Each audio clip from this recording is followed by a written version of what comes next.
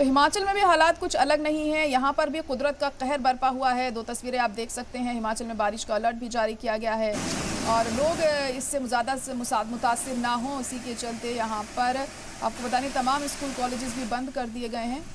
कुल्लू और शिमला में बादल फटने के बाद तबाही ही तबाही हर तरफ नज़र आ रही है। रेस्क्यू ऑपरेशन कई जगहों पर चलाया जा रहा है।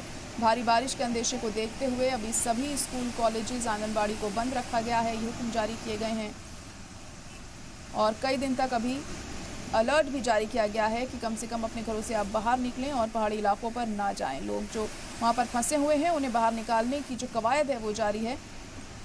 तमाम जो घर यहाँ पर बने हुए थे वो पानी में डूबते हुए नज़र आ रहे हैं और कुछ लोग जो फंस गए थे उन्हें बाहर निकालने की जो कवायद है वो की जा रही है। तस्वीरों में आप देख सकते हैं यहाँ पर भी बादल फटने के बाद क्या हालात बने। पानी ही पानी जगह जगह नज़र आ रहा है। जहाँ तक नज़र आप दौड़ा रहे हैं सिर्फ पानी के अलावा कुछ नहीं है और यहाँ भी कुदरत अपना कहर बरपाती हुई दिखाई दे रही है। तो फिर उत्तराखंड की बात हो या फिर हिमाचल की, हर जगह महज तबाही का मंजर हमें दिखाई दे रहा है और कहीं ना कहीं कुदरत से खिलवाड़ करने का ये जो नतीजा यहाँ सामने आया है, इसे देखकर किसी का भी दिल दहल उठे, कोई भी डर जाए, क्योंकि काफ़ी तादाद में लोगों की अब तक इसमें जान भी जा चुकी है।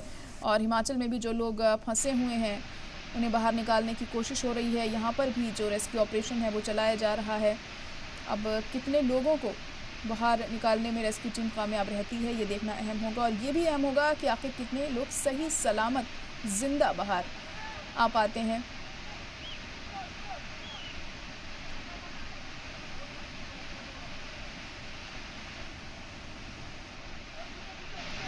तो अभी भी हिमाचल में बारिश का अलर्ट जारी है और ये मौसम आने वाले कुछ दिनों तक बरकरार रहने वाला है। स्कूल कॉलेजेस आंगनबाड़ियों को तो बंद करने की हिदायत दे दी गई है और लोगों से भी मना किया गया है कि जितना वो कम हो सके घर से बाहर निकलें।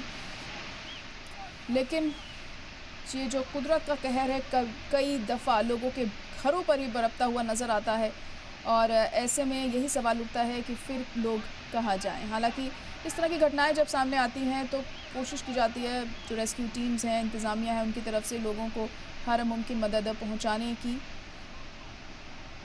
मगर वो नाकाफ़ी ही साबित होती फ़िलहाल हमें दिखाई दे रही हैं क्योंकि वहाँ पर हालात बहुत ज़्यादा ख़राब हैं। और आप उन जवानों को भी देख सकते हैं जो रेस्क्यू टीम मेंबर्स हैं, वो पूरी कोशिश कर रहे हैं कि जल्द से जल्द लोगों को वहाँ पर मदद पहुँचाई जाए और जो फंसे हुए हैं लोग हैं उन्हें बाहर निकाला जाए।